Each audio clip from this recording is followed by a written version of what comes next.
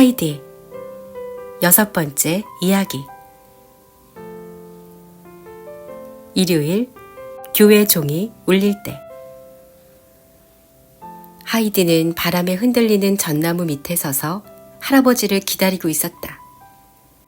둘이 같이 내려가서 하이디는 패턴의 할머니랑 놀고 할아버지는 되르플리로 가서 하이디의 짐을 가지고 오기로 한 것이다. 하이디는 할머니를 다시 볼 생각에 가슴이 설렜고 흰 빵이 맛이 어땠는지 어서 듣고 싶어서 안달이 났다. 하지만 그렇다고 해서 할아버지를 기다리는 시간이 따분한 것은 아니었다. 전나무에 부는 바람 소리를 들으며 반짝거리는 푸른 풀들과 황금빛 꽃들의 향기를 들이마시는 일은 아무리 오래 해도 실증이 나지 않았다. 할아버지가 오두막에서 나오더니 주위를 한번 빙 둘러본 뒤 흡족한 목소리로 하이디를 불렀다. 자, 이제 그만 가보자꾸나. 토요일 오후였다. 토요일마다 할아버지는 대청소를 했다. 집안은 물론이거니와 염소우리와 집 주변을 깨끗이 청소하고 모든 것을 말끔히 정돈했다.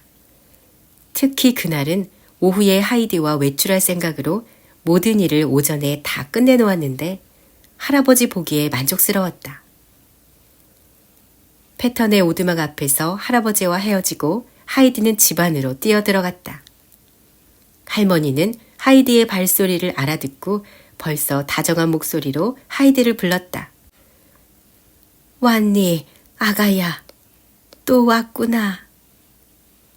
할머니는 누가 다시 하이디를 빼앗아 갈까봐 겁이 나서 하이디의 손을 꼭 잡았다. 이제 할머니가 흰빵 맛이 어땠는지 말할 차례였다.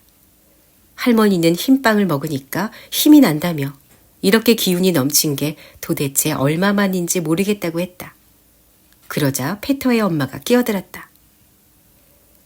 빵이 금방 동날까봐 걱정이 되셔서 어제부터 지금까지 딱 1개밖에 안 드셨어. 날마다 1개씩 일주일만 드셔도 기운을 차리실 텐데. 하이디는 브리기테가 하는 말을 귀담아 들은 뒤 잠시 생각에 잠겼다. 그러더니 좋은 수가 있다는 듯이 신나서 말했다. 할머니, 이렇게 하면 될 것 같아요. 제가 클라라한테 편지를 쓸게요. 그러면 클라라가 분명히 빵을 보내줄 거예요. 제가 가져온 것만큼 많이요. 어쩌면 한 번 보내고 그 다음에 또 한 번 더 보내줄지도 몰라요. 제가 옷장에 모아두었던 게 그만큼 많았거든요. 제가 빵을 다 빼앗겼을 때 클라라가 약속했어요. 제가 모은 것만큼 그만큼 많이 주겠다고요. 클라라는 약속을 지킬 거예요. 브리기테가 말했다. 그래, 좋은 생각이기는 하구나. 하지만 생각해보렴. 빵이 얼마나 딱딱해질지. 밭젠이라도 하나 있으면 좋으련만. 저 아래 되르플리에 있는 빵집에도 그런 흰빵을 팔거든. 하지만 검은 빵 사기도 힘든 형편이니. 그러자 하이디의 얼굴이 환해졌다. 그렇다면 아무 문제 없어요. 돈이라면 저한테 무지무지 많아요, 할머니. 하이디는 환호성을 지르며 방 안을 깡충깡충 뛰어다녔다. 그 돈으로 이제 뭘 할지 알았어요, 할머니. 이제부터는 매일매일 갖고 온 흰빵을 드세요. 일요일에는 2개를 드세요. 페터가 되리플리에서 가져오면 돼요. 할머니가 마다했다. 싫다, 싫다, 얘야. 그러면 안 돼. 빵이나 사라고 돈을 받은 게 아니잖니. 돈은 할아버지를 드리려무나. 그럼 그 돈으로 뭘 해야 할지 할아버지가 말씀해 주실 거야. 하지만 하이디는 할머니의 말에 아랑곳하지 않고 방 안을 계속 뛰어다니며 소리를 질렀다. 이제 날마다 흰빵을 드시면 다시 기운이 날 거예요. 아, 정말 잘 됐어요, 할머니. 하이디는 이런 말도 했다. 건강해지면 눈도 다시 보일 거예요. 눈이 안 보이는 것도 다 너무 허약해서 그런 걸지도 몰라요. 할머니는 잠자코 있었다. 하이디의 기분을 망치고 싶지 않았던 것이다. 하이디는 방 안을 뛰어다니다가 할머니의 옛 찬송가를 발견했다.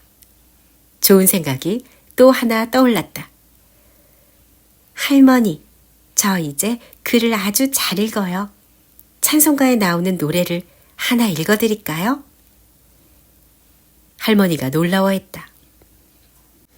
좋고 말고 정말 글을 읽을 수 있니, 하이디? 정말이야. 하이디는 벌써 의자에 올라가 먼지가 뽀얗게 쌓인 찬송가를 가지고 내려왔다. 하이디는 먼지를 털어낸 뒤 키 작은 의자에 쪼그리고 앉아 어떤 노래를 듣고 싶냐고 할머니에게 물었다. 아무거나 좋다. 아무거나. 할머니는 벌써 물레까지 옆으로 치우고 잔뜩 기대감에 부푼 얼굴로 앉아 있었다. 하이디는 찬송가를 이리저리 넘기면서 첫 구절을 조용조용 읽어보았다. 할머니, 여기 해에 대한 노래가 있어요. 저 이거 읽을게요. 하이디는 노래를 읽기 시작했다. 읽으면 읽을수록 하이디의 목소리에는 점점 더 감정이 깃들었다. 기쁨과 환희가 넘치는 금빛 태양이 이 땅에 생기 가득하고 사랑스러운 빛을 비추네. 나는 팔다리를 축 늘어뜨리고 누워 있었네. 하지만 이제 벌떡 일어나 기쁨과 활기에 넘쳐 얼굴을 들고 하늘을 바라본다네. 나는 두 눈을 똑바로 뜨고 하느님께 당신의 영광을 드러내고 당신의 힘이 얼마나 강한지 가르쳐주기 위해 창조하신 것들을 바라본다네. 그리고 경건한 사람들이 덧없는 이 세상에서 평화로이 작별을 고한 뒤 가는 곳을 우러러 본다네. 모든 것이 덧없이 사라져도 하느님은 흔들리지 않고 굳건히 서 계신다네. 그분의 생각과 말씀과 의지는 영원한 반석 위에 서 있다네. 그분의 축복과 은혜는 손상을 입지 않는다네. 우리들 마음속에 깊은 상처를 치유하시고 우리가 살아서나 죽어서나 늘 건강하도록 지켜주시네. 고난과 불행은 끝나고 성난 파도와 거센 바람이 지나간 뒤 간절히 바라던 얼굴이 햇빛에 빛나네. 나는 오로지 충만한 기쁨과 거룩한 평안을 천국의 정원에서 얻기를 바랄 뿐이라네. 할머니는 두 손을 모으고 조용히 앉아 있었다. 할머니의 볼을 타고 눈물이 주르르 흘러내렸다. 그것은 기쁨의 눈물이었다. 할머니의 얼굴엔 하이디가 이제껏 한 번도 본 적이 없는 이루 말로 표현할 수 없는 기쁨이 어려 있었다. 하이디가 아무 말도 하지 않자 할머니가 간절한 목소리로 부탁했다. 한 번만 더 읽어다오, 하이디. 한 번 더 듣고 싶구나. 하이디는 잠시 멈추더니 감정을 잡고 다시 읽기 시작했다. 하이디도 할머니만큼이나 기쁘고 감격스러워서 노래를 읽어나갔다. 고난과 불행은 끝나고 성난 파도와 거센 바람이 지나간 뒤 간절히 바라던 얼굴이 햇빛에 빛나네. 나는 오로지 충만한 기쁨과 거룩한 평안을 천국의 정원에서 얻기를 바랄 뿐이라네. 할머니가 기뻐하며 말했다. 하이디, 마음이 아주 환해지는구나. 네가 날 얼마나 기쁘게 해주는지 모르겠다. 하이디도 좋아서 얼굴이 환하게 빛났다. 하이디는 할머니의 얼굴을 뚫어져라 바라보았다. 할머니가 그렇게 행복해하는 모습을 본 적이 없었기 때문이다. 할머니는 이제 더 이상 슬픈 얼굴이 아니었다. 새로 얻은 밝은 눈으로 아름다운 천국의 정원을 들여다본 듯 할머니의 얼굴에서는 기쁨과 감사가 넘쳐 흘렀다. 그때 창문을 두드리는 소리가 났다. 할아버지가 그만 집에 가자고 손짓을 하고 있었다. 하이디는 당장 일어나 할아버지한테로 나가면서도 할머니에게 내일 다시 오겠다고 약속하는 것을 잊지 않았다. 할머니, 내일 다시 올게요. 페터를 따라가더라도 반나절만 있을게요. 할머니의 마음이 다시 밝아지고 할머니가 기뻐하기만 한다면 하이디에게 그보다 더 행복한 일은 없었다. 그것은 햇볕이 내리쬐는 풀밭에서 예쁜 꽃을 보고 염소들과 함께 노는 것보다 훨씬 더 기쁜 일이었다. 브리기테가 하이디의 치마와 모자를 들고 문 앞까지 따라 나오더니 가져가라고 했다. 하이디는 이제 할아버지가 자기를 알아봤으니 치마는 가지고 가도 되겠다 싶어 받아들었지만 모자만큼은 한사코 거절했다. 그러면서 자기는 절대로 그 모자를 쓰지 않을 테니 브리기테가 가지라고 고집했다. 하이디는 자기가 왜 그렇게 기분이 좋은지 할아버지한테 할머니네 집에 있었던 일을 얼른 털어놓고 싶었다. 하이디가 말했다. 흰 빵은 되르플리에서도 살 수 있대요. 돈만 있으면요. 제가 갖다 드린 흰 빵을 드시더니 할머니가 갑자기 마음도 밝아지시고 기운도 차리셨어요. 하이디는 그 다음에 있었던 일들도 끝까지 다 설명한 뒤 다시 흰빵 이야기로 돌아갔다. 그래서 말인데요. 할머니가 돈을 안 받겠다고 하시니까 그 두루마리에 든 돈을 저한테 다 주세요. 제가 페터한테 날마다 돈을 줘서 흰빵을 사오라고 할 테니까요. 일요일에는 2개를 사오라고 하고요. 괜찮죠? 할아버지가 말했다. 하지만 침대는 어쩌고 하이디. 제대로 된 침대가 있으면 좋을 텐데. 침대를 사도 빵 살 돈은 남을 게다. 하지만 하이디는 자기가 프랑크푸르트에서 있던 푹신한 침대보다 마른 풀 침대에서 훨씬 더 단잠을 잔다며 할아버지를 끈덕지게 졸랐다. 드디어 할아버지도 허락했다. 그래, 그건 네 돈이다. 네가 좋을 대로 하려무나. 할머니한테 적어도 몇 년 동안 흰 빵을 사드릴 수 있겠구나. 하이디가 환호성을 질렀다. 너무 좋아요. 이제 할머니는 딱딱한 검은 빵을 안 드셔도 돼요. 지금까지 이렇게 좋은 적은 없었던 것 같아요. 하이디는 할아버지의 손을 잡고 하늘을 나는 즐거운 새처럼 팔짝팔짝 뛰었다. 하지만 잠시 후 갑자기 심각한 표정을 지으며 이렇게 말했다. 아, 하느님께서 제가 간절히 기도했을 때 제 소원을 들어주셨더라면 모든 게 이렇게 다 잘 되지 않았을 거예요. 그랬다면 전 당장 집으로 돌아왔을 테고 할머니한테 드릴 빵도 몇 개 없었겠죠. 글도 못 읽었으니 오늘처럼 할머니를 기쁘게 해드리지도 못했을 거예요. 하지만 하느님은 벌써 다 아셨던 거예요. 제가 생각하는 것보다 훨씬 더 좋은 생각이 있었던 거죠. 클라라네 할머니가 그렇게 말씀하셨는데 정말 모든 게 꼭 그렇게 됐어요. 제가 맨날 불평을 늘어놓으며 기도했을 때 하느님이 제 말을 안 들어주셔서 얼마나 다행인지 몰라요. 이제부터는 클라라네 할머니가 말씀하신 것처럼 늘 그렇게 기도할래요.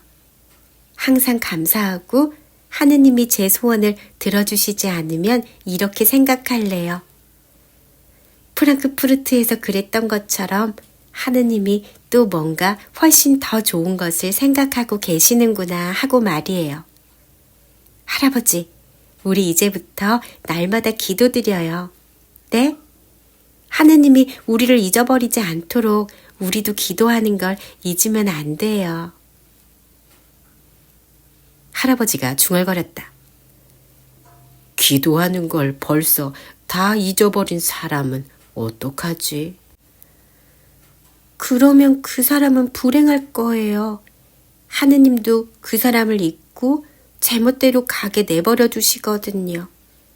그런 사람은 아무리 넋두리를 해도 주위 사람이 동정을 안 해요. 대신 네가 네 발로 하느님한테서 도망쳤잖아. 그래서 하느님도 널 가게 내버려 두신 거라고. 안 그랬으면 지금 도와주실 수 있을 텐데 말이야. 하고 핀잔을 주죠. 그래, 맞는 말이다, 하이디. 그런데 넌 어떻게 그런 걸 다 아니? 클라라네 할머니가 다 가르쳐 주셨어요.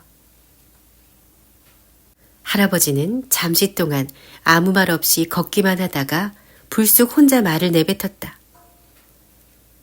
한번 그렇게 됐으면 그걸로 끝인 거야. 아무도 돌아갈 수는 없어. 한번 잊어버린 사람은 영영 잊으시는 거야. 아니에요, 할아버지. 그렇지 않아요. 누구든 다시 돌아갈 수 있어요. 그것도 할머니가 설명해 주셨어요. 그건 제 그림책에 나오는 멋진 이야기랑 비슷해요. 할아버지는 아마 모르는 이야기일 거예요. 곧 집에 도착하니까 제가 보여드릴게요. 얼마나 멋진 이야기인지 한번 보세요. 하이디는 마지막 산비탈을 부지런히 걸어 올라갔다. 그러더니 위에 도착하자마자 할아버지의 손을 놓고 오두막 안으로 뛰어들어갔다. 할아버지는 등에 짊어진 바구니를 땅에 내려놓았다. 여행 가방을 통째로 들고 오기엔 너무 무거워서 짐을 절반쯤 바구니에 덜어서 운반했던 것이다. 짐을 내려놓은 할아버지는 의자에 앉아 생각에 잠겼다. 하이디가 책을 겨드랑이에 끼고 밖으로 달려나왔다. 벌써 앉아 계시네요, 할아버지. 잘 됐어요. 그러고는 할아버지 곁에 앉아 단숨에 자기가 좋아하는 이야기를 펼쳐들었다. 그 이야기를 어찌나 자주 읽었던지 책을 펴면 바로 그 부분이 나왔다. 하이디는 자기 집에서 행복하게 살던 한 아들의 이야기를 마치 제 이야기인 양 절절한 심정으로 읽어나갔다. 아들은 아버지의 들판에서 예쁜 소와 염소들을 치며 아무 부족함 없이 살고 있었다. 좋은 옷을 입었고 묵동 지팡이를 짚고 풀밭에 서서 한가하게 노을을 바라볼 수 있었다. 그 장면은 그림에 잘 표현되어 있었다. 하지만 어느 날 갑자기 아들은 제 몫의 재산을 가지고 제 마음대로 살고 싶었어요. 그래서 아버지한테 돈을 나눠달라고 한 뒤 그걸 가지고 고향을 떠나버렸어요. 하지만 얼마 안가 가진 돈을 흥청망청 다 써버렸죠. 빈털터리가 된 아들은 아무데나 가서 남의 집 머슴이 될 수밖에 없었대요. 하지만 그 농부는 자기 아버지처럼 예쁜 가축들을 키우는 게 아니라 돼지만 키웠어요. 아들은 돼지를 키우는 수밖에 별다른 도리가 없었죠. 옷도 다 떨어진 넉마를 걸치고 밥도 돼지들이 먹는 보리 찌꺼기를 조금 덜어 먹었어요. 그제야 아들은 자기가 아버지의 집에서 얼마나 좋은 대접을 받으며 호강을 했는지, 그리고 자기가 얼마나 배은망덕하게 굴었는지 깨달았어요. 아들은 후회의 눈물을 흘렸어요. 못 견디게 고향이 그리웠어요. 아들은 아버지한테 가서 용서를 빌고 이제 아들이라고 할 자격도 없지만 품삯만 받아도 좋으니까 거두어 달라고 해야겠어 하고 생각했어요.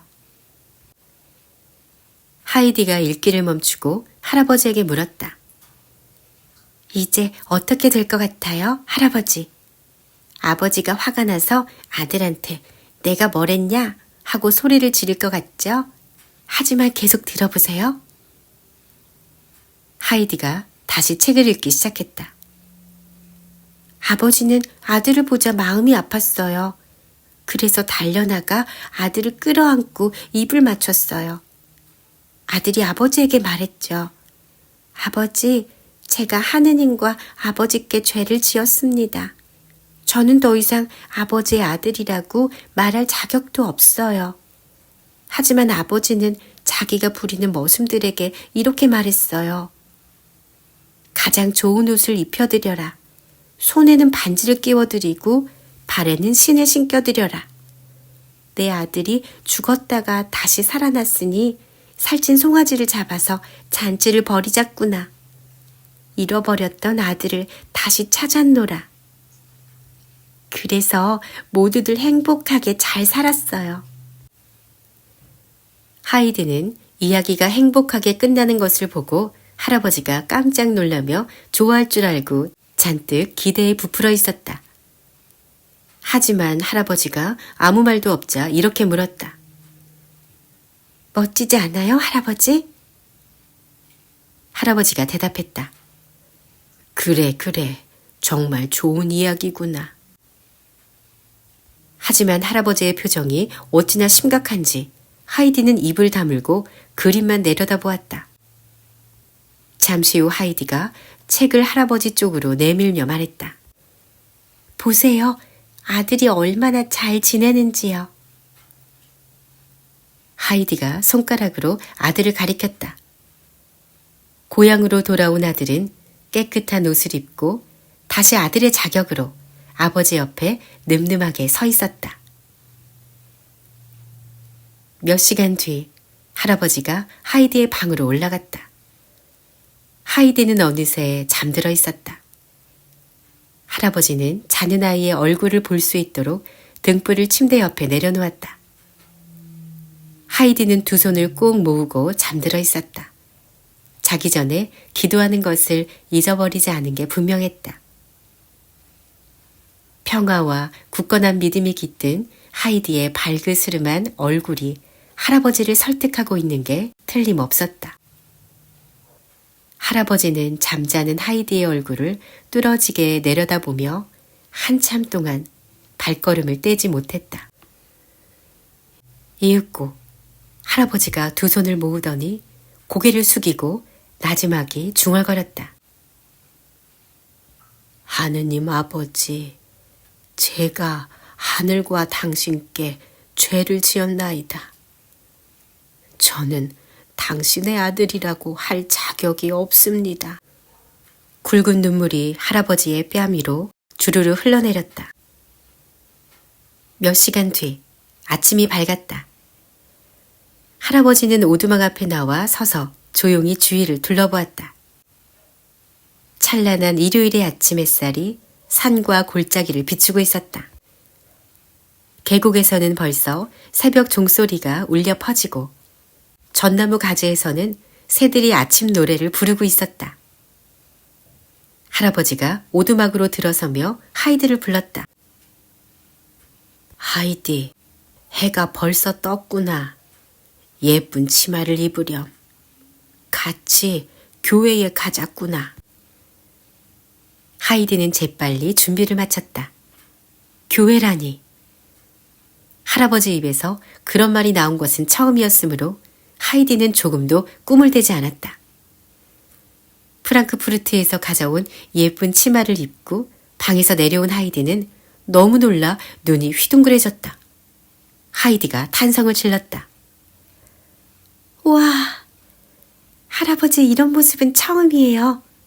은색 단추가 달린 외투는 이제껏 한 번도 입으신 적이 없었잖아요. 이렇게 차려입으시니까 정말 멋져요. 정말요. 할아버지가 빙그레 웃으며 하이디를 쳐다보았다. 그래, 너도 아주 예쁘다. 자, 어서 가자. 할아버지는 하이디의 손을 잡고 산을 내려갔다. 이제 맑은 종소리가 사방에서 들려왔다. 마을이 가까워질수록 종소리는 점점 더 커졌다. 하이디가 종소리에 귀를 기울이며 기뻐서 소리쳤다. 할아버지, 들리죠? 무슨 대단한 축제날 같아요. 되리플리 사람들은 벌써 다 교회에 모여 막 찬송가를 부르려고 하고 있었다. 할아버지와 하이디는 교회로 들어가 맨 뒷자리에 조용히 앉았다. 바로 그 근처에 앉아있던 사람 하나가 노래를 부르다 말고 팔꿈치로 옆 사람을 쿡쿡 찔렀다. 저것 좀 봐. 고원 아재가 교회에 왔어.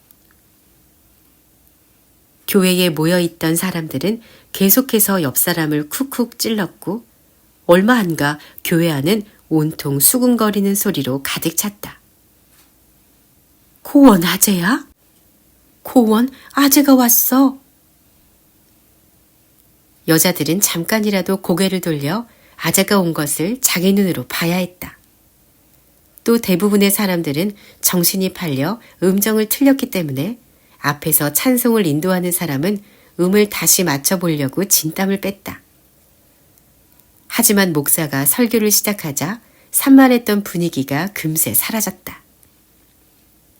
교회에 모인 사람들이 감사와 찬미가 넘쳐 흐르는 목사의 설교에 깊은 감동을 받고 큰 기쁨을 느꼈다. 예배가 끝나자 고원 아재가 하이디를 데리고 밖으로 나와 목사관 쪽으로 걸어갔다. 아재와 함께 예배당을 나온 사람들과 벌써 바깥에 나와 서 있던 사람들은 아재의 행동을 유심히 지켜보았다. 또 아재가 정말로 목사관으로 들어가는지 보려고 아재의 뒤를 졸졸 쫓아가는 사람들도 꽤 있었다. 아재가 목사관으로 들어가자 사람들은 335 무리를 지어 서서 아재가 교회에 온 이 믿을 수 없는 사건에 대해 이러쿵 저러쿵 입방아들을 찌어댔다. 사람들은 아재가 어떤 표정으로 목사관을 나올까 궁금해 다들 바짝 긴장하며 목사관 문을 바라보았다. 목사와 싸우고 잔뜩 화가 나서 나올까? 아니면 평화로운 얼굴로 나올까? 도무지 짐작할 수가 없었다. 무엇이 고원 아재를 교회로 오게 만들었고 그런 행동이 대체 무엇을 뜻하는지 아무도 몰랐기 때문이다. 하지만 그 사이 적지 않은 사람들 사이에서 벌써 새로운 분위기가 만들어졌다. 여기저기에서 고원 아재를 두둔하는 목소리가 터져 나왔다. 고원 아재가 사람들이 생각하는 것처럼 그렇게 나쁜 사람은 아닌 것 같아요. 어린애 손을 얼마나 꼭 잡고 있는지 다들 봤잖아요. 그러자 다른 사람이 맞장구를 쳤다. 맞아, 내가 늘 그랬잖아. 정말 나쁜 사람이면 겁이 나서 목사님한테 가지도 않았을 거야. 그동안 과장이 너무 심했다니까. 이번엔 빵집 주인이 입을 열었다. 처음부터 내가 뭘 했어. 저 할아버지가 정말 그렇게 사납고 무서우면 먹고 마시는 것은 물론이요. 뭐 하나 부족한 것 없이 살던 애가 뭐하러 다시 돌아왔겠나. 그러자 분위기가 완전히 바뀌어 사람들이 고원 아재를 다시 보기 시작했다. 게다가 이제는 여자들까지 거들어 브리기테와 할머니한테 들은 말을 늘어놓았다. 고원 아재가 사람들이 생각하는 것과는 아주 딴판이라던 말이 그럴듯하게 들렸다. 분위기가 점점 더 고원 아재를 편드는 쪽으로 무르익자 사람들은 이제 마치 오랫동안 못 만났던 옛 친구를 환영하려는 사람들처럼 옹기종기 모여 고원 아재가 나오기만을 기다렸다. 목사관으로 들어간 할아버지는 서재로 가서 문을 두드렸다.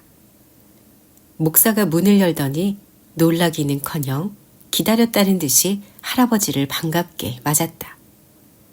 충분히 놀랄 만한데도 놀라지 않은 것을 보면 목사도 예배당에서 할아버지를 본 게 분명했다. 목사는 악수를 하려고 잡은 할아버지의 손을 놓을 줄을 몰랐다. 목사가 따뜻하게 맞아주자 할아버지는 목이 메어 한마디도 할 수가 없었다. 자기를 그렇게 기쁘게 맞아주리라곤 미처 예상하지 못했던 것이다. 할아버지는 간신히 마음을 가라앉히고 입을 열었다. 제가 오늘 여기 온 것은 고원에서 목사님께 무례하게 말했던 것을 잊어주십사 부탁드리기 위해서입니다. 목사님의 좋은 충고를 받아들이지 않고 고집을 피운 것도 언짢아 마시고 부디 용서해 주십시오. 목사님이 모두 옳으셨습니다. 제가 다 잘못 생각하고 있었어요. 이제부터 목사님 말씀대로 할 생각입니다. 겨울에는 다시 되르풀리로 내려가서 살 거예요. 목사님 말씀처럼 아이한테는 고원에서 겨울을 나는 게 너무 가혹하지요. 동네 사람들이 저를 못 믿을 사람으로 바라보며 눈을 흘긴다 해도 상관없습니다. 다 제 잘못이니까요. 하지만 목사님은 그러지 않으실 테지요. 목사의 다정한 눈동자가 기쁨으로 반짝였다. 목사는 다시 한번 할아버지의 손을 꼭 잡으며 감동 어린 목소리로 말했다.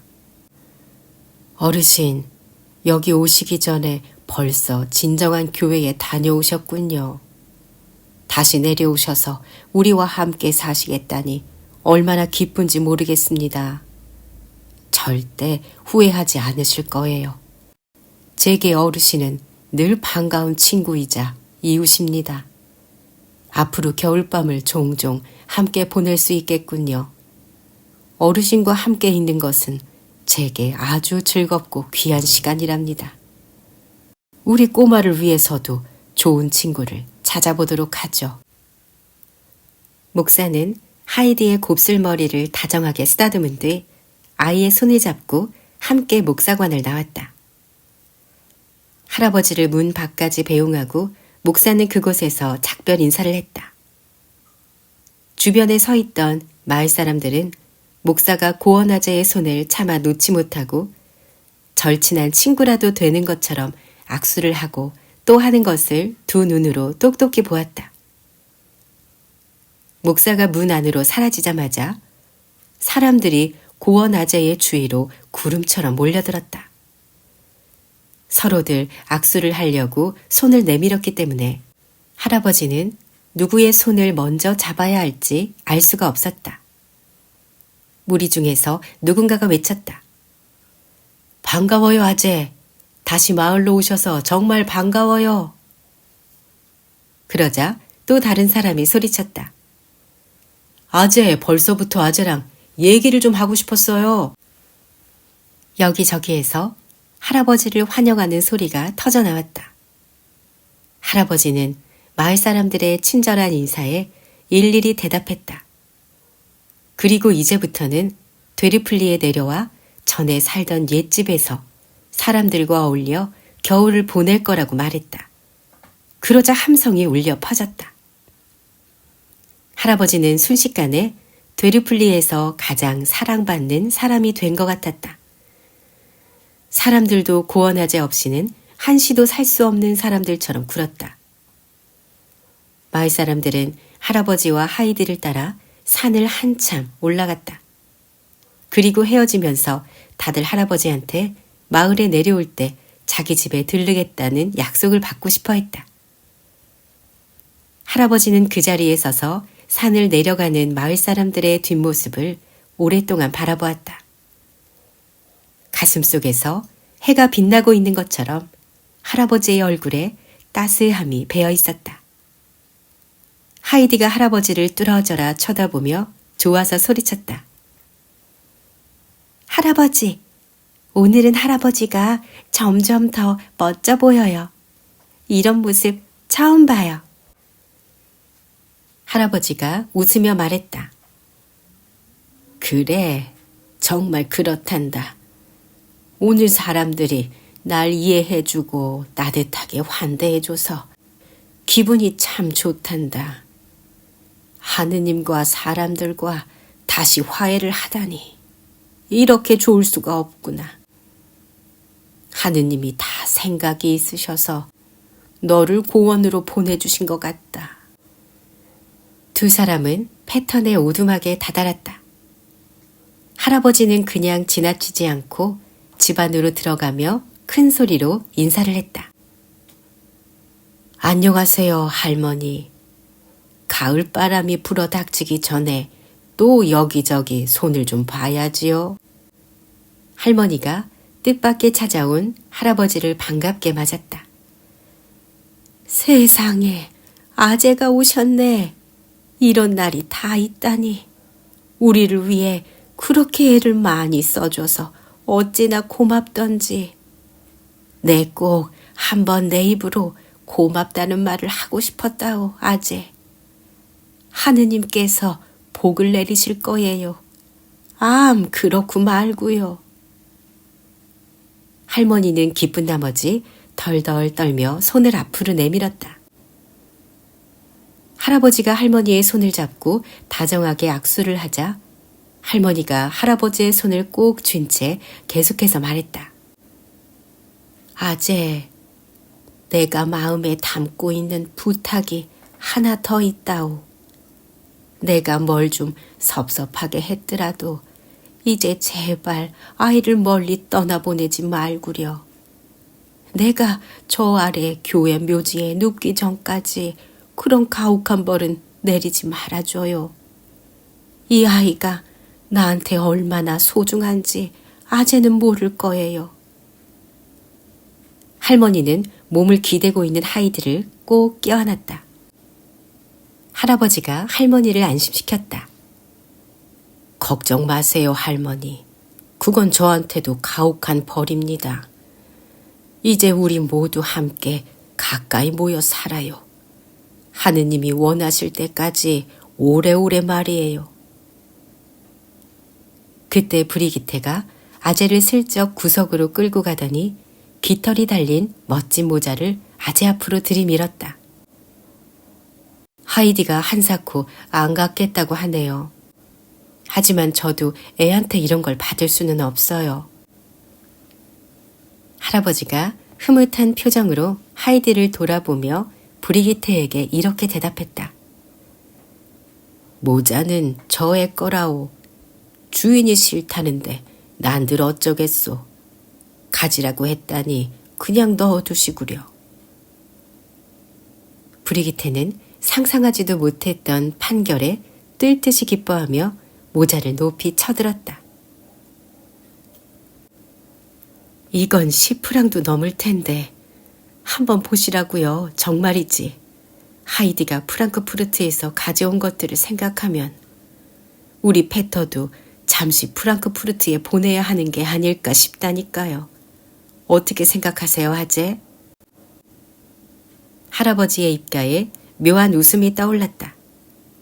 그러고는 페터에게도 나쁠 것은 없겠지만 좋은 기회가 생길 때까지 기다리는 것이 좋겠다고 말했다. 그때 쾅 소리가 나더니 집안의 물건들이 다 부르르 떨었다. 호랑이도 제 말하면 온다더니 페터가 급하게 뛰어들어오면서 머리를 문에 3개 부딪혔던 것이다. 아주 급한 일이 있는 모양이었다. 페터는 숨을 헉헉 몰아쉬며 편지 한 통을 불쑥 내밀었다. 편지라니. 그건 역시 처음 있는 굉장한 사건이 아닐 수 없었다. 겉봉에 하이디의 이름이 적혀있는 그 편지는 되르플리의 우체국으로 배달되었다. 패턴의 오두막에 있던 사람들은 다들 무슨 편지인가 싶어 식탁 앞에 동그랗게 모여 앉았다. 하이디가 편지를 뜯어 큰 소리로 줄줄 읽기 시작했다. 클라라한테서 온 편지였다. 네가 떠나고 나서 얼마나 심심한지 몰라. 난 더 이상 견딜 수가 없어서 아빠한테 널 만나러 가자고 졸랐어. 그래서 우리는 이번 가을에 밭을 아가치에 가기로 했어. 할머니도 너랑 할아버지를 만나러 가시겠대. 아참, 그리고 할머니가 너한테 전화를 했어. 네가 패턴의 할머니한테 흰 빵을 가져다 드린 것은 참 잘한 일이라고 말이야.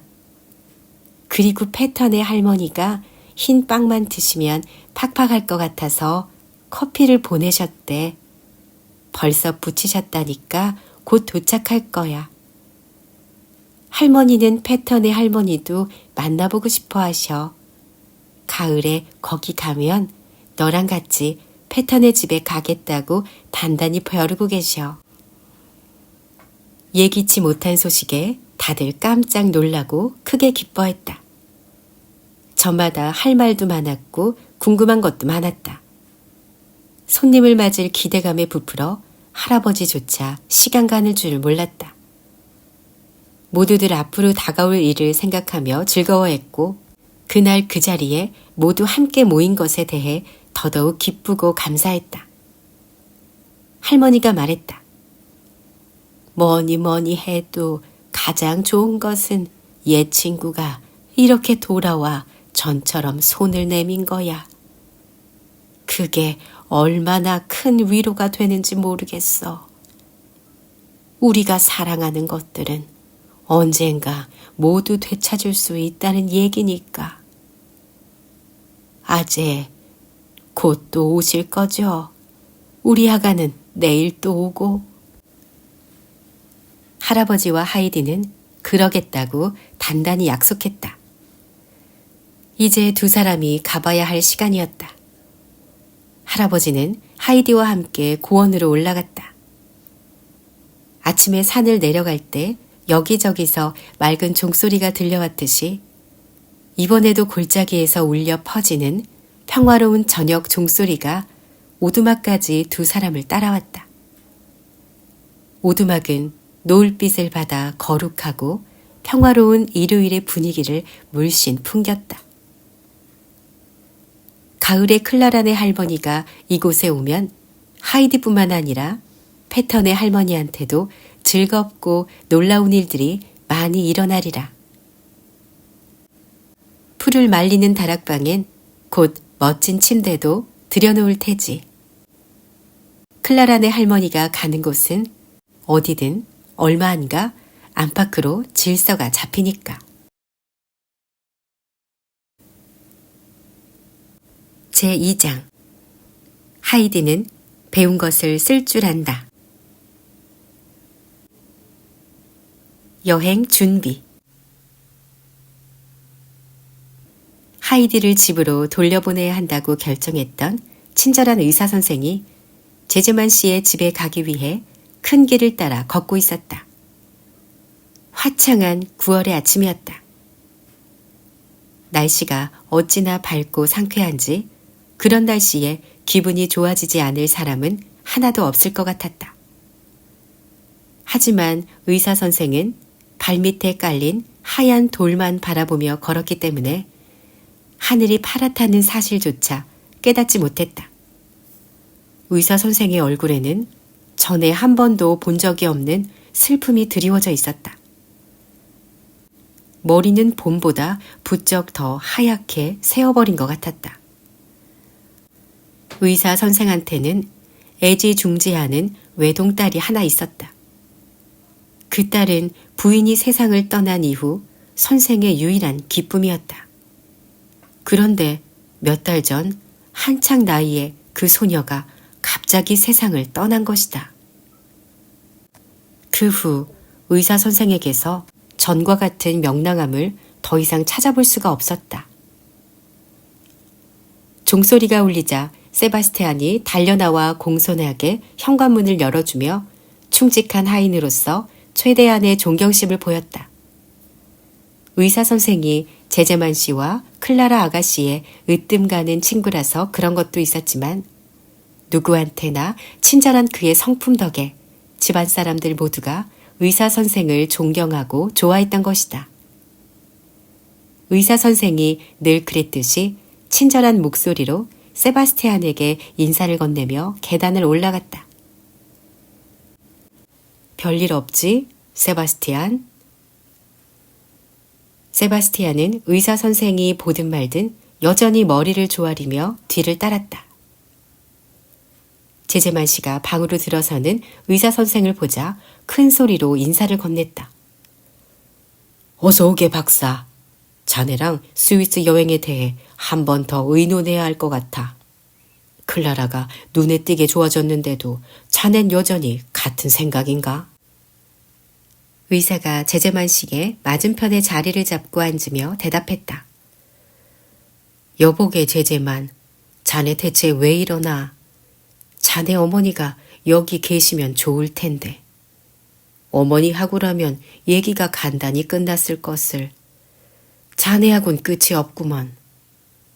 똑같은 말을 한 번 더 되풀이하라고 사람을 오라가라 한 게 벌써 3번째야.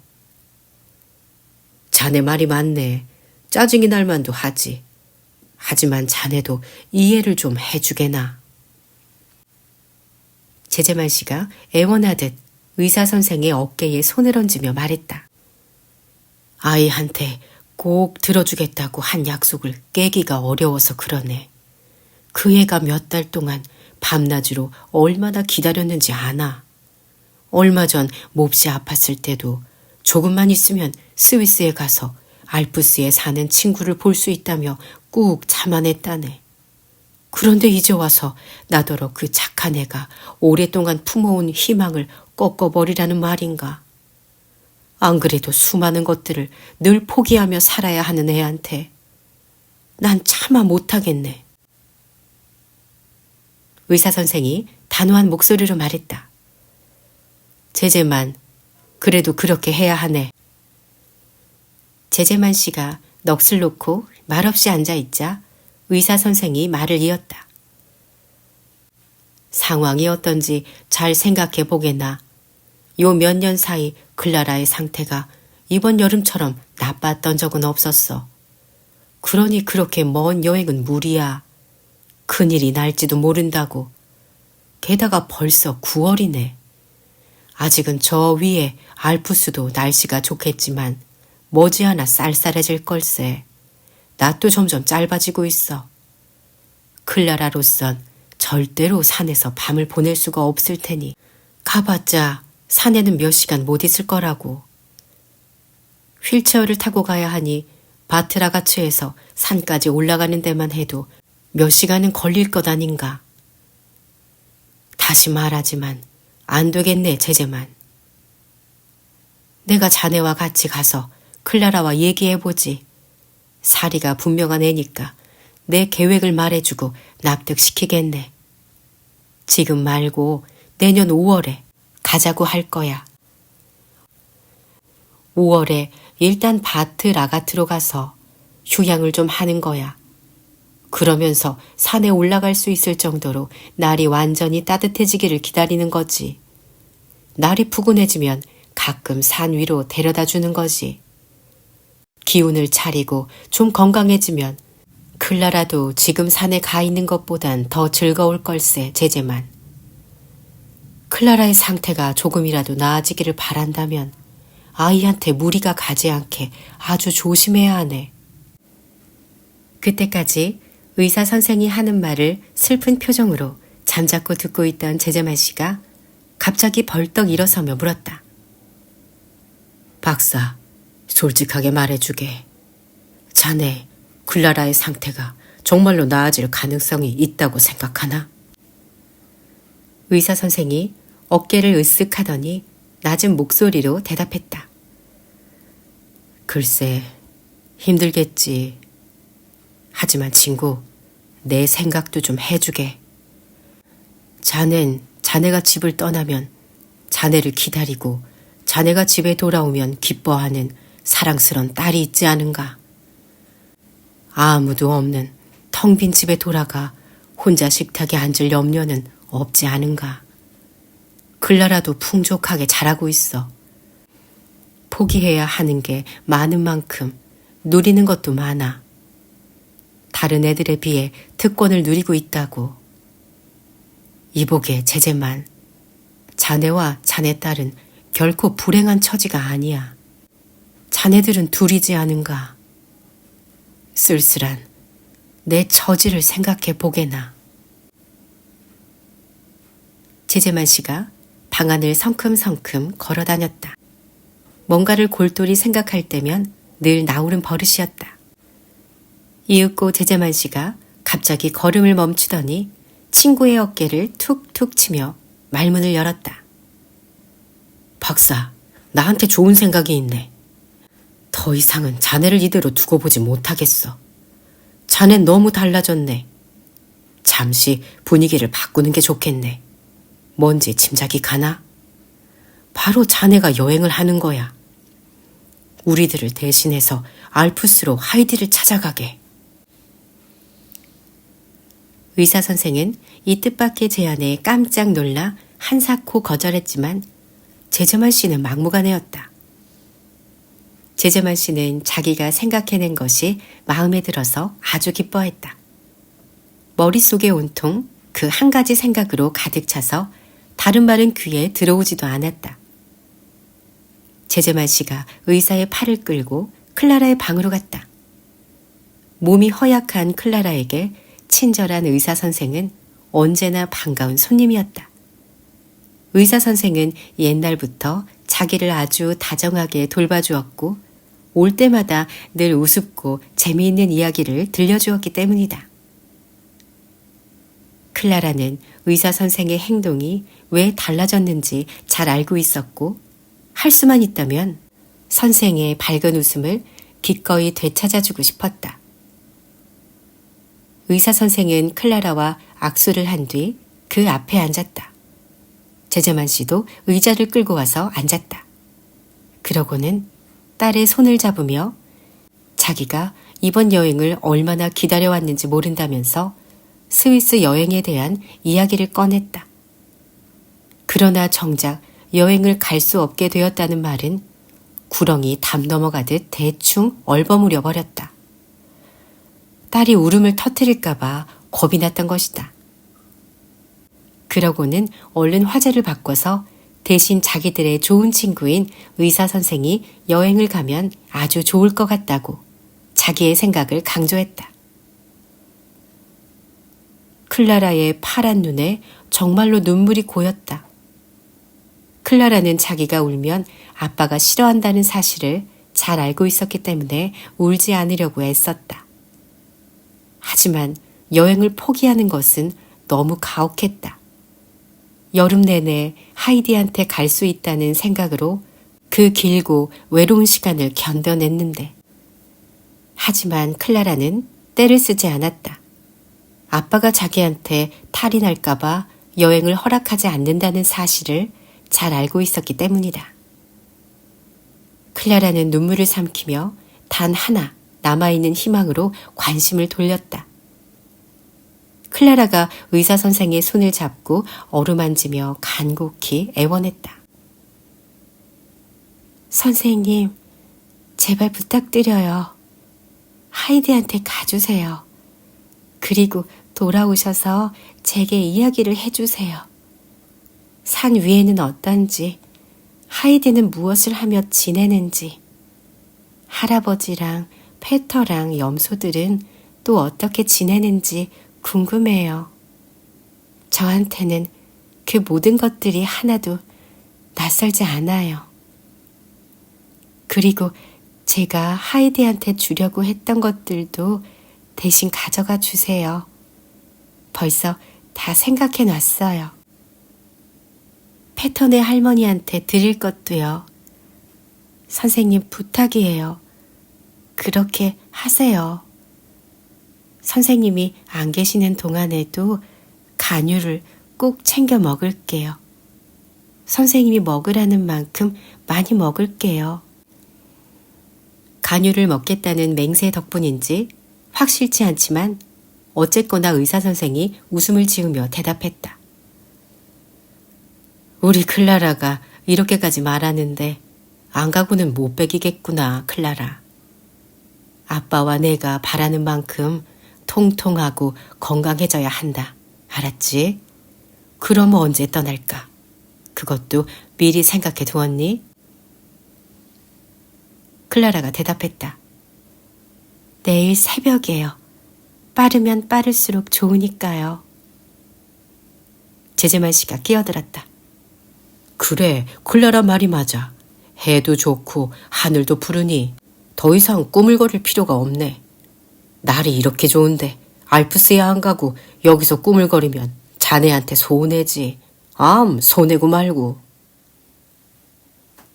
의사 선생은 웃음을 터뜨리지 않을 수 없었다. 제재만, 자네 이제 곧 나를 야단칠 판이구먼. 아직도 여기 있다고 말이야. 알았네, 알았어. 내 이제 그만 가서 여행 떠날 채비를 하겠네. 하지만 클라라가 자리에서 막 일어서려는 의사 선생을 붙잡았다. 하이디한테 전할 말을 해야 했기 때문이다. 또 의사 선생이 나중에 자기한테 설명할 수 있도록 그곳에서 무엇을 보고 와야 하는지도 자세히 설명했다. 하이디한테 보낼 물건들은 나중에 의사 선생의 집으로 보내주기로 했다. 미스 로텐바이어가 마침 시내에 나가고 없어서 당장은 물건들을 꾸릴 수가 없었기 때문이다. 미스 로텐바이어는 한번 시내에 나가면 일찍 돌아오는 법이 없었다. 의사 선생은 모든 것을 클라라가 말한 대로 전하겠다고 약속했다. 또 여행은 내일 새벽이나 늦어도 모레까지는 떠날 것이며 돌아오면 자기가 보고 경험한 것들을 있는 그대로 말해주겠다고 클라라를 안심시켰다. 제재만 씨네 하인들은 아주 신통한 재주가 있었는데 바로 주인집에서 일어나는 일들을 주인이 말해주기도 전에 이미 다 알고 있다는 것이었다. 특히 세바스티안과 티네테는 그런 재능을 타고난 사람들 같았다. 세바스티안이 의사 선생을 배웅하기 위해 계단을 내려가자마자 티네테가 클라라의 방으로 제깍 들어왔다.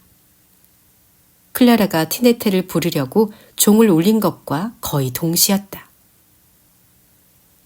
클라라가 진작부터 준비되어 있던 상자를 가리키며 말했다.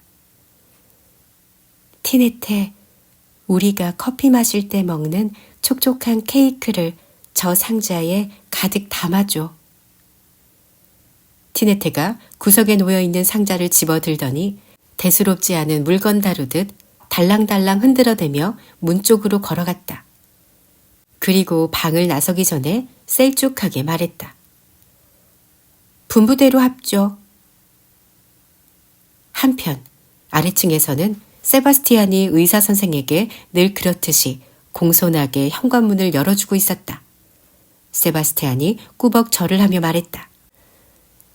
작은 아가씨께 세바스티안이 인사 전하더라고 말씀 좀 전해주세요. 의사 선생이 친절하게 말했다. 오호, 이것 좀 보라지. 자네 내가 여행하는 걸 벌써 알고 있구먼. 세바스티안이 갑자기 헛기침을 해댔다. 저는 그러니까 말입죠. 사실 저는 아무것도 모릅니다요. 아, 이제야 생각이 나네요. 방금 식당 옆을 지나가다가 우연히 작은 아가씨 이름을 들었지 뭡니까. 그럴 때 흔히 그런 것처럼 생각이 꼬리에 꼬리를 물어서 그렇게 된 겁니다. 의사 선생이 웃었다. 그래, 알았네. 생각이 많으면 눈치도 빠른 법이지. 잘 있게 세바스티안. 자네 안부는 전하겠네. 의사 선생은 한시라도 빨리 집에 돌아가려고 했지만 현관문 앞에서 또 다른 장애물을 만났다. 바람이 너무 세서 시내 구경을 포기하고 집으로 돌아온 미스 로텐바이어가 막 열린 현관문 안으로 들어섰던 것이다. 미스 로텐바이어가 두르고 있던 넓은 숄이 바람을 받아 팽팽하게 부푸는 바람에 미스 로텐바이어는 돛을 활짝 편 돛담배처럼 보였다. 의사 선생이 뒤로 멈칫 물러섰다. 전부터 의사 선생에게 각별한 호의와 존경심을 품고 있던 미스 로텐바이어 역시 과장된 태도를 보이며 뒤로 물러섰다. 두 사람 다 상대방을 배려하는 몸짓을 해가며 서로 먼저 가라고 양보를 하고 있는데 세찬 돌풍이 불어왔다. 그러자 미스 로텐바이어가 바람 맞은 돛담배처럼 의사 선생을 향해 맹렬한 기세로 돌진해왔다. 의사 선생은 간신히 몸을 피할 수 있었지만 미스 로텐바이어는 의사 선생을 그대로 지나 복도로 쭉 밀려 들어갔고 의사 선생과 예의를 갖추어 작별 인사를 하기 위해서는 쑥스럽게도 문 쪽으로 다시 몇 발짝 걸어 나와야 했다. 품위를 구긴 이 사건 때문에 미스 로텐마이어는 기분이 조금 상했다. 하지만 의사 선생은 미스 로텐마이어의 언짢은 마음을 금방 풀어주고 분위기를 띄우는 재주가 있었다. 의사 선생은 자기의 여행 계획을 말한 뒤 하이디에게 보낼 물건을 잘 싸서 보내달라고 간곡히 부탁했다. 짐 싸는 일은 미스 로텐마이어 말고는 안 된다는 식이었다. 그러고 나서 의사 선생이 드디어 돌아갔다. 클라라는 하이디에게 보내려고 마음먹은 물건들을 모두 보내려면 미스 로텐마이어와 실랑이부터 벌여야 한다는 것을 알고 단단히 각오하고 있었다. 하지만 이번만큼은 클라라의 착각이었다. 미스 로텐마이어는 기분이 아주 좋았고 클라라가 한데 모아놓은 것들을 쭉 늘어놓기 위해 커다란 탁자 위에 있던 다른 물건들을 죄다 치워버렸다. 그러고 나서 클라라가 보는 앞에서 하이디에게 보낼 물건들을 싸기 시작했다. 그것은 결코 쉬운 일이 아니었다. 싸야 할 물건들의 모양이 제각각이었기 때문이다. 우선 하이디한테 줄 모자 달린 두꺼운 외투가 있었다. 그것은 올겨울에 하이디가 패턴의 할머니한테 가고 싶을 때 아무 때나 갈 수 있도록 준비한 선물이었다. 외투만 있으면 하이디는 할아버지가 자기를 이불로 돌돌 말아 패턴의 집에 데려다 줄 때까지 기다릴 필요가 없었다. 그 다음에는 패턴의 할머니에게 드릴 두껍고 큰 숄이었다. 오두막이 덜컹거릴 정도로 바람이 매섭게 불 때 따뜻하게 두르라고 준비한 거였다. 케이크를 담은 커다란 상자도 있었다. 그건 역시 할머니께 드릴 선물이었다. 커피를 마실 때 흰 빵 말고 다른 것도 좀 드셔보라는 뜻에서였다. 다음에는 엄청 큰 소세지가 있었는데 그것은 원래 패터 몫으로 준비한 것이었다. 패터는 빵에 치즈 말고는 다른 것을 얹어 먹어본 적이 없기 때문이었다. 하지만 클라라는 생각을 바꿔 그 소세지를 패턴의 엄마 브리기테에게 주기로 했다. 패터가 너무 좋아서 그 큰 소세지를 한꺼번에 다 먹어버릴까봐 걱정이 됐기 때문이다. 브리기테가 소세지를 받아서 할머니와 자기가 먹을 몫을 미리 떼어놓고 나머지는 조금씩 잘라서 패터에게 여러 번에 걸쳐 나눠주라고 하는 게 현명할 것 같았다. 이번엔 담배 쌈지가 있었다. 그것은 저녁마다 오두막 앞에 나와 앉아 파이프 담배 피우는 것을 좋아하는 할아버지를 위해 준비한 선물이었다. 그 밖에도 뭐가 들었는지 알 수 없는 주머니며 꾸러미며 작은 상자들이 한참 더 있었다. 그것들은 하이디가 풀어볼 때마다 깜짝 놀라면서 좋아하라고 클라라가 특별히 모은 것들이었다. 드디어 짐 싸기가 끝나고 바닥에는 이제 여행에 딸려 보내도 좋을 커다란 짐꾸러미가 놓여 있었다. 미스 로텐마이어는 짐 싸기 기술에 대한 철학에 빠진 듯 물끄러미 꾸러미를 내려다보고 있었다. 클라라는 클라라대로 기대에 잔뜩 부풀어 짐을 바라보고 있었다. 클라라는 꾸러미를 보자마자 깜짝 놀라서 팔짝팔짝 뛰며 환호성을 지르는 하이디의 모습이 눈에 선했다. 세바스티안이 들어오더니 의사 선생 집으로 가져다 줄 꾸러미를 번쩍 들어올려 어깨에 짊어졌다.